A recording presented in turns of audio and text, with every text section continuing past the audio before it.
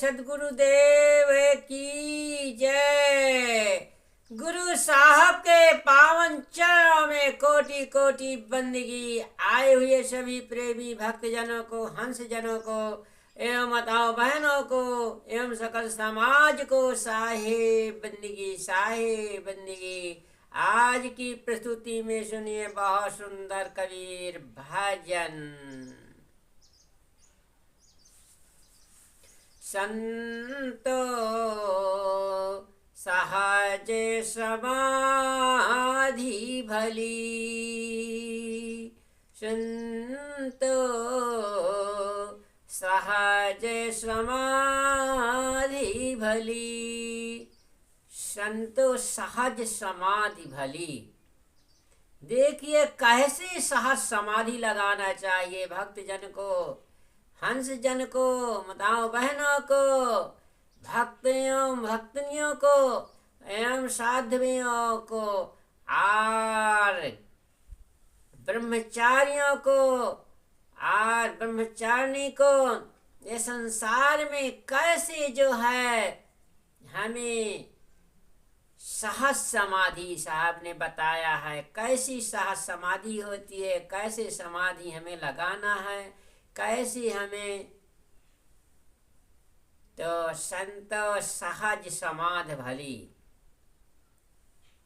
सतगुरु कबीर साहब बड़े सुंदर मार्मिक ढंग से और विस्तारों से इस सहज समाधि के बारे में बहुत सुंदर उल्लेख करेंगे, जो बहुत ही मार्मिक होगा, वर्णन विस्तार से किया जाएगा। और सहज समाधि, कैसे सहज में समाधि हो जाती है, सहज, कोई कठिनता नहीं है समाधि लगाने में, कोई कठिन मार्ग सदगुरु कबीर साहब तो बताया ही नहीं है, सरल मार्ग बताया है। सुनिए कैसे सहज समाधि लगाना है, कैसे सहज समाधि पे चलना है और कैसे अपनी जो है निज घर को पहुंचना है। हाँ, संतो सहज समाधि भली। सहज समाधि उसी कहते हैं जो आंख न रूंधूं, कान न मूंदूं और खुले नयन साहेब को देखूं। संतो ऐसी सहज समाधि भली। हाँ, न तो प्राणायाम योग ध्यान में लगना, अन्ना सुमरण माला करना, ऐसा सुंदर सहज समाधि भली। संतो ऐसी सुंदर सहज समाधि भली। हाँ, ना कहूँ जप तप करूं, ना कहूँ पाखन पूजा, असंतो ऐसी सहज समाधि भली। ऐसी सहज समाधि भली बताया है, जो ना काया कष्ट मैं धारूं और ना जो है आत्म दुख देऊं, ऐसे संत सहज समाधि भली। तो सहज समाधि उसी के कहते हैं, चलते फिरते बैठे ठाढ़े हर समय जो है सदगुरु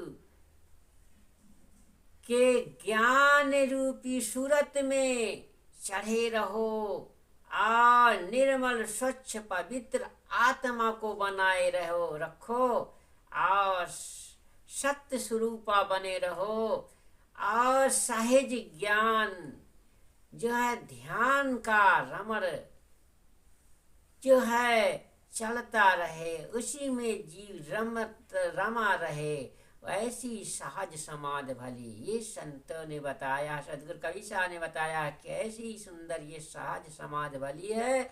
इस सहज में जीवन, इस समाधि से जीवन को पार हो जाना है।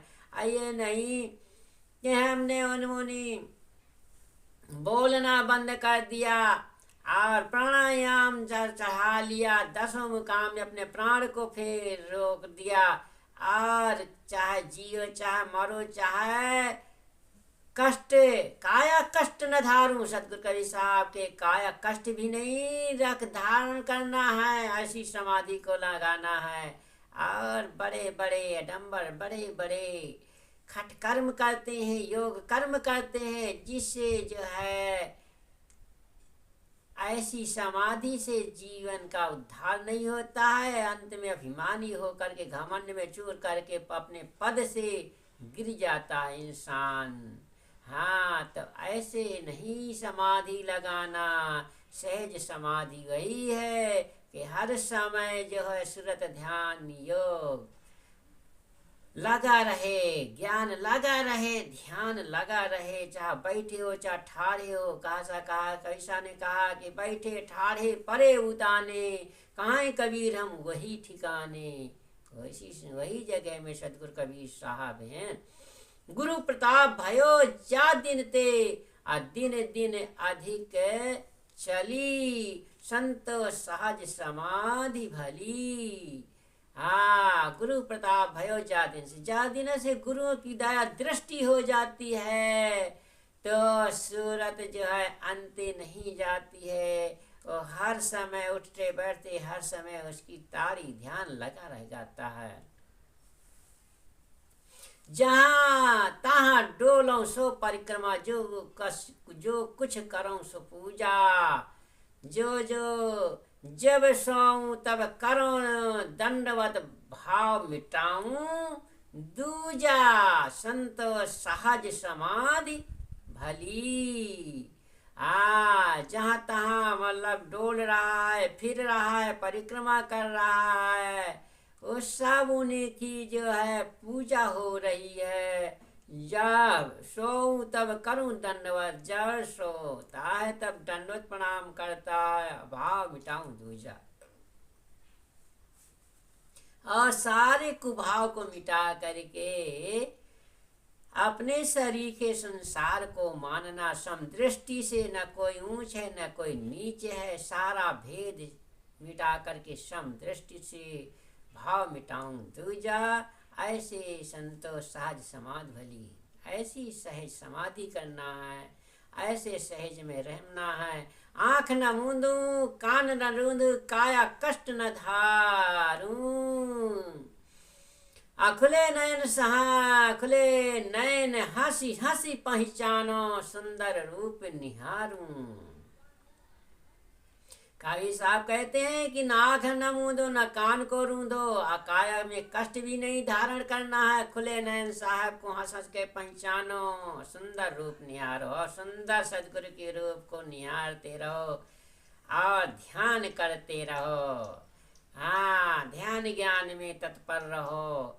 शब्द निरंतर मनुआ राता, मलिन वासना त्यागी, उठत बैठत कब हूँ न छूटे, ऐसी तारी लागी। हाँ, शब्द निरंतर मनुआ सा, सदगुरु के शब्दों पे निरंतर मन लगा रहे। मलिन वासना, जो बुरी कर्मों में मन लगा हुआ है, ऐसी वासना को त्याग दो। बुरी वासना, कर्म वासना को त्याग दो। बैठत बैठत कबहू न छूटे, ऐसी तारी लगाओ। उठते बैठते हर समय ऐसी ध्यान लगाओ, ऐसी तारी लगाओ। कहत कबीर सहज ये रहनी, सो प्रकट कर गाए। कबीर साहब कहते हैं कि ऐसी सहज रहनी को जो है प्रकट करके गा दिया, बता दिया, सुना दिया। सुख दुख से एक परे परम पद, सो पद है सुखदाई। सुख दुख से परे एक परम पद है, जो पद में सुख है, आनंद है, और जीवन शांति और सुख पद की प्राप्ति हो जाती है। बोलिए सद्गुरु देव की जय।